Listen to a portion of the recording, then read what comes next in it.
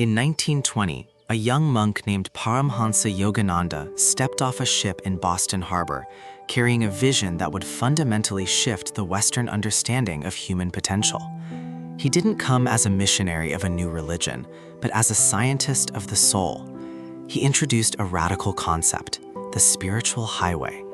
This isn't a road on a map, but a literal pathway existing within every human being.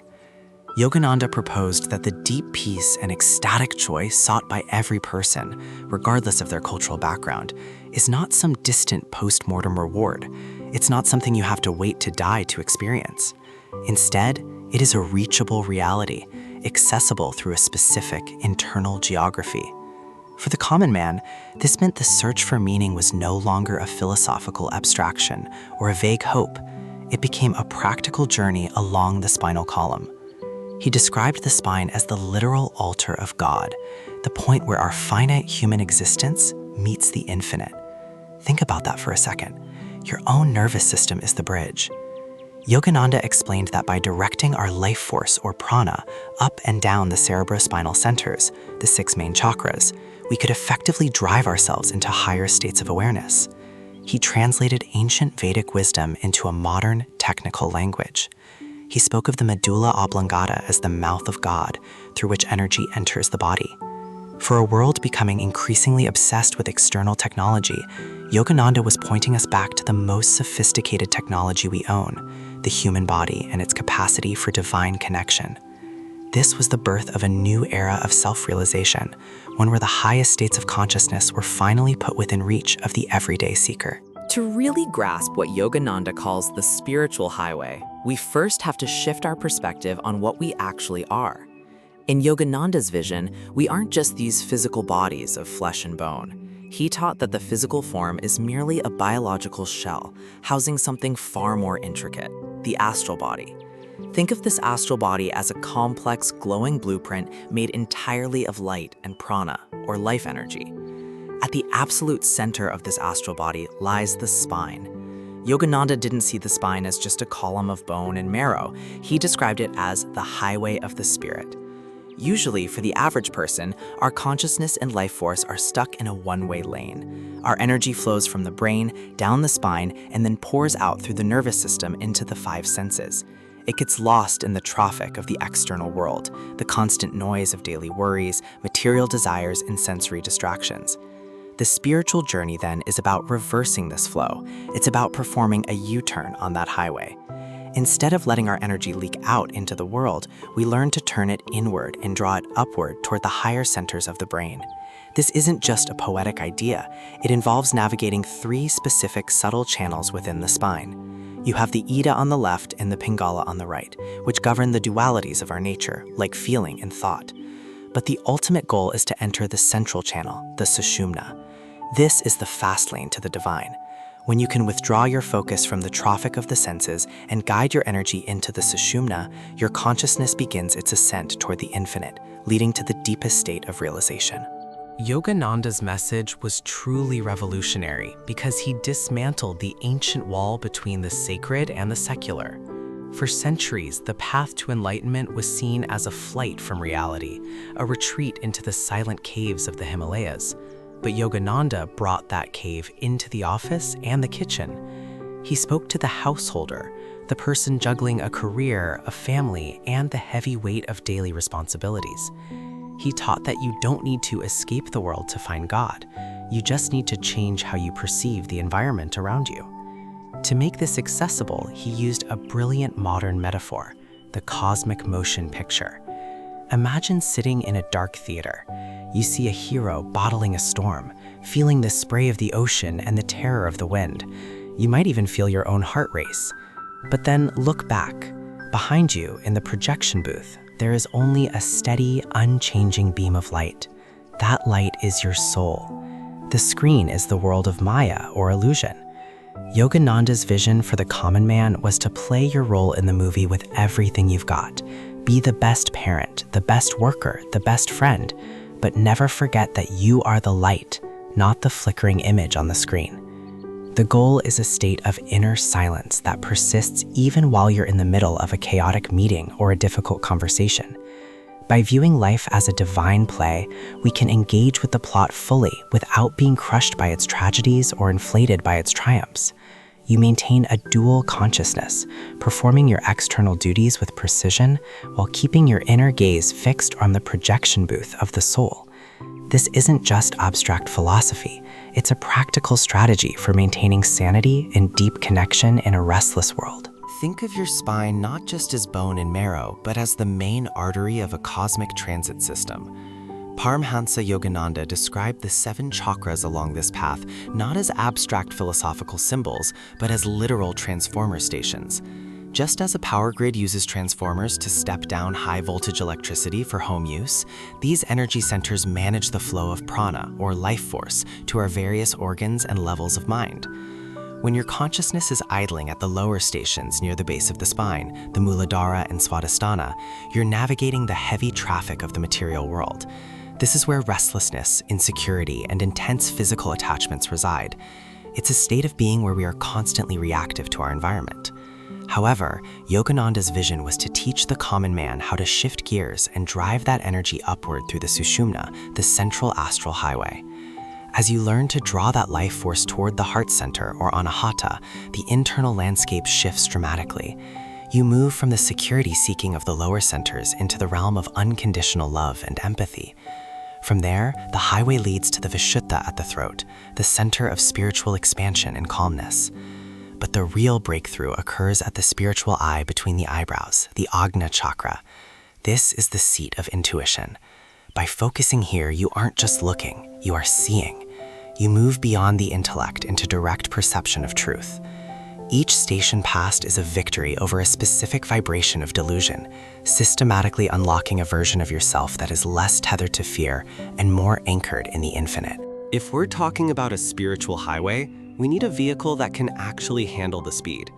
For Paramhansa Yogananda, that vehicle was Kriya Yoga. He didn't just call it a technique, he famously labeled it the airplane route to God. Think about that for a second.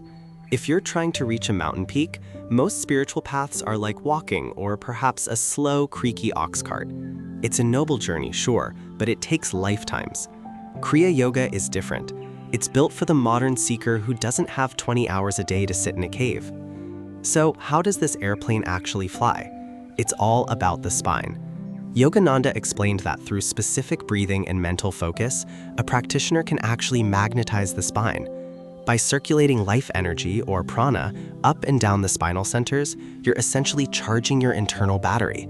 It's a psychophysiological method that decarbonizes the blood and recharges the brain with vital energy. Now here is the really mind-blowing part, the math of spiritual evolution. Yogananda claimed that one single kriya, which takes only about 30 seconds, provides the equivalent of 1 full year of natural spiritual growth. Imagine that. In just half a minute, you're doing the work that nature would take 365 days to complete through ordinary experience. This high-speed technique allows the common man to burn through the cargo of past karma. We all carry these heavy bags of past mistakes and tendencies that slow us down on the road. Kriya acts like a furnace, incinerating that karma, clearing the highway, and making a single lifetime enough to reach the destination. It's the ultimate shortcut for the soul. Before you can speed down the spiritual highway at high velocity, you have to ensure the engine is capable of handling the heat. Yogananda was a master mechanic of the human form, and he understood that for the common person to reach deep states of consciousness, the body's energy system must first be refined. This is why he introduced the 38 energization exercises. These aren't just simple calisthenics or stretches. They are a precise methodology for drawing cosmic energy directly into the biological frame. Central to this practice is a profound anatomical insight. Yogananda identified the medulla oblongata, located at the base of the brain, as the mouth of God. He taught that this is the primary portal through which cosmic life force enters the body. While we think we are powered solely by food, water, and oxygen, Yogananda argued that these are secondary sources. The primary source is the infinite energy of the universe, and the medulla is the antenna. The technique itself follows a specific scientific principle. The greater the will, the greater the flow of energy. By consciously tensing a muscle group with intense concentration and then suddenly relaxing it, a seeker learns to feel the life force moving through their nerves. It's like flushing a pipe.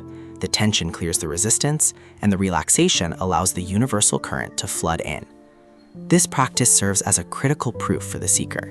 It demonstrates that you are not merely a physical machine trapped by the limitations of exhaustion and hunger. You are an electrical being, capable of tapping into a boundless reservoir of vitality. By mastering these exercises, you prepare your nervous system for the deep stillness of meditation, ensuring your engine is ready for the long journey toward the infinite. Imagine you're cruising on this spiritual highway, but there's a persistent problem. Your engine is loud. It's knocking and rattling so hard you can barely see the road ahead. This is what Paramhansa Yogananda called the noisy engine of the restless mind. For the common person, our thoughts act like constant static, a blur of anxieties, memories, and to-do lists that clog the lanes of consciousness. To clear this path, Yogananda taught the Hong Sao technique of concentration. It's designed for anyone. The practice is deceptively simple. You sit still and observe your breath. The crucial part? You do not force it. You aren't doing a breathing exercise. Instead, you are a silent witness to the natural flow. As the breath enters, you mentally chant the sacred syllable Hong. As it flows out, you mentally repeat Sao. Hong and Sao are ancient Sanskrit vibrations meaning I am he, or I am spirit. By synchronizing this realization with the breath, the mind finally detaches from the external noise. You pull over from the frantic traffic and find a rest stop within. Yogananda called the resulting state a portable paradise. This isn't just a destination at the end of the journey, it's a sanctuary you build inside your own awareness. By mastering this focus, you create a zone of silence that travels with you everywhere. When the external world is in chaos, your inner lanes remain clear and navigable. The engine stops knocking, the static fades. You finally find the stillness required to perceive deeper consciousness. This inner sanctuary ensures that no matter how rough the external road gets, the highway within remains open, clear, and serene. On the spiritual highway, we often hit a massive, frustrating standstill.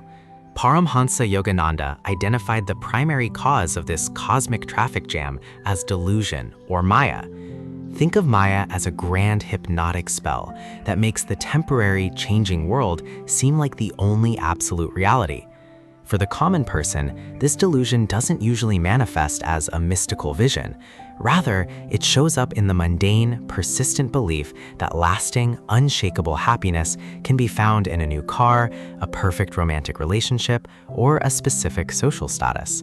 We are essentially chasing shadows on a wall, forgetting the light that casts them. Yogananda explained that the soul is like a diamond buried under layers of thick mud. The mud isn't the diamond, but it completely hides its brilliance. To clear this obstacle, he encouraged the practice of right discrimination, or viveka. This is not just an intellectual exercise. It is the constant mindful practice of questioning the source of our motivations. Every time we feel a sharp pull toward a worldly object or a fleeting pleasure, we must pause and ask, does this action lead me toward lasting inner peace, or does it entangle me further in the restless web of desire? It is a process of subtraction rather than addition. By stripping away these false identifications, the labels, the possessions, and the ego's endless demands, we don't become empty. Instead, we reveal the soul's true nature, which Yogananda described as Satchidananda, ever existing, ever conscious, ever new joy.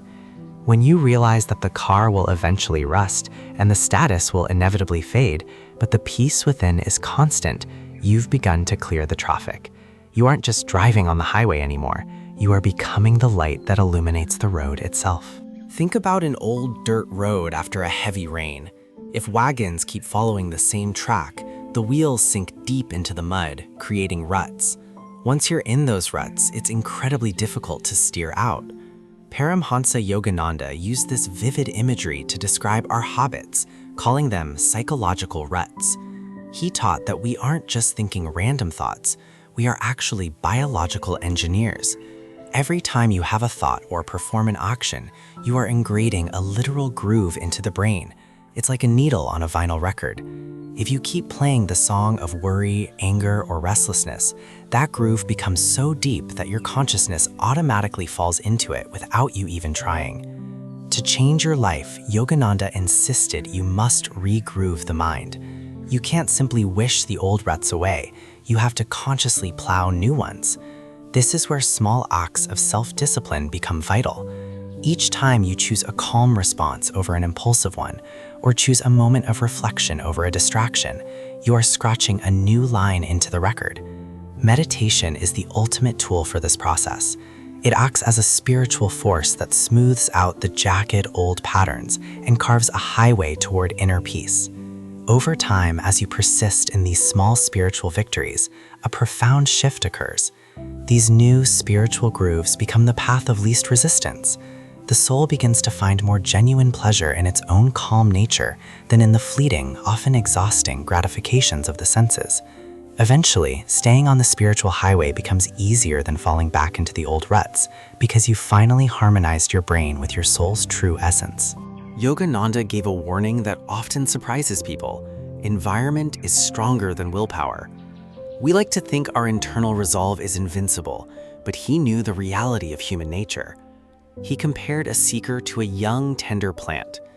If you plant a sapling in a busy parking lot, it doesn't matter how strong the seed is, it's going to get trampled. It needs a fence for protection. For the common man living a busy life, that fence is the spiritual environment you create at home. You don't need to transform your living room into a cathedral. You just need one small dedicated corner. It could be a simple chair or a cushion, but it must be a space reserved solely for the divine. When you step into that spot, your brain recognizes the cue. The noise of the world begins to fade because the environment is doing the work that your willpower usually struggles to maintain. Think of your journey like driving a vehicle. If you're heading toward peace, but your social circles and physical surroundings are constant sources of agitation, you are essentially driving uphill against a gale force wind. It's a recipe for burnout. But if you surround yourself with uplifting influences, books that stir the soul, music that calms the nerves, and most importantly, the company of other travelers, something magical happens. Yogananda explained that being around other seekers creates a draft. Just like a cyclist riding behind a lead vehicle, you get pulled forward by their collective momentum. When your own will flags, the environment keeps you moving. By intentionally shaping your surroundings, you stop fighting the current and start flowing with it toward that deep state of consciousness. Think of the spiritual techniques we've discussed, like the pranayama of Kriya Yoga or the concentration of Hong Sao, as the sophisticated mechanics of a high-performance vehicle. They are the precision gears and the steering column that keep you aligned on the spiritual highway. But even the most advanced machine sits idle without fuel. Paramhansa Yogananda taught that for the common seeker, the high-octane fuel that powers this entire journey is devotion, or bhakti. He was incredibly clear on this point. God is not a cold, distant mathematical principle or a series of rigid cosmic equations. While the universe operates through law, the intelligence behind it is a living, breathing, loving presence that responds to what Yogananda called the whispers of the heart. He encouraged us to dismantle the idea of a judgmental deity and instead relate to the divine as a father, a mother, a friend, or even a beloved. This shift is radical for the everyday person. It transforms meditation from a strenuous daily chore or a mechanical duty into an intimate, loving conversation. Without this fuel of love, the techniques can eventually feel dry, like driving through a desert without an oasis. You might hit a plateau where the practice feels like a burden. But when you engage the heart, you create an emotional resonance that provides the endurance needed for the long haul. It is the difference between analyzing the chemistry of water and actually drinking it to quench a deep thirst. For the common man, this means you don't need to be a theological scholar to succeed. You just need to be sincere. You offer your yearnings to the infinite, turning your practice into a joyful romance with the divine. On the spiritual highway, love is the ultimate accelerator. As you travel deeper into the stillness of the spiritual highway, something remarkable begins to happen. You start to hear. Paramhansa Yogananda taught that the entire universe isn't just static matter. It's a living, breathing ocean of vibration. Think about it for a second. Even modern physics tells us that if you zoom in far enough on an atom, there's nothing but energy, vibrations moving at specific frequencies. Yogananda took this concept much further, explaining that this cosmic vibration has a distinct name and a literal sound, Om. He often described this as the Holy Ghost or the Word of God made manifest in the physical world. It's essentially the bridge between the infinite spirit and our finite, everyday reality. For the common person, hearing this inner sound isn't just some abstract mystical achievement. It serves as a literal signpost on the highway. It's the universe's way of signaling to you, yes, you're here, you're moving in the right direction. When the constant noise of the ego, that inner critic obsessed with bills, deadlines, and social pressures, finally starts to quiet down, this cosmic vibration becomes audible. Yogananda spoke of it as a multi-layered sound that has the power to physically and spiritually expand your consciousness. This experience provides an incredible sense of security and belonging. It's the ultimate cure for that modern feeling of isolation. You begin to realize that your individual life, which can sometimes feel small or insignificant, is actually a vital, necessary note in a vast symphonic whole. You aren't just a traveler on the highway. You are part of the very vibration that sustains it. This sound proves we are never truly alone. Yogananda's teachings weren't framed as a traditional religion. Instead, he used the specific term self-realization. This choice of words is profoundly intentional for anyone navigating the spiritual highway. It suggests that the ultimate destination, the deepest state of consciousness known as samadhi, isn't something you travel toward to acquire from the outside, like a trophy. Instead, it is something you realize is already vibrating within your own soul. It is a shift in perspective, not a change in location. To visualize this, consider Yogananda's famous analogy of the wave and the ocean. A wave on the surface of the sea might feel small, isolated, or even afraid of crashing and disappearing. It sees itself as a distinct, limited entity. But when that wave experiences samadhi, it doesn't become the ocean. It simply awakens to the fact that it has always been the ocean in motion.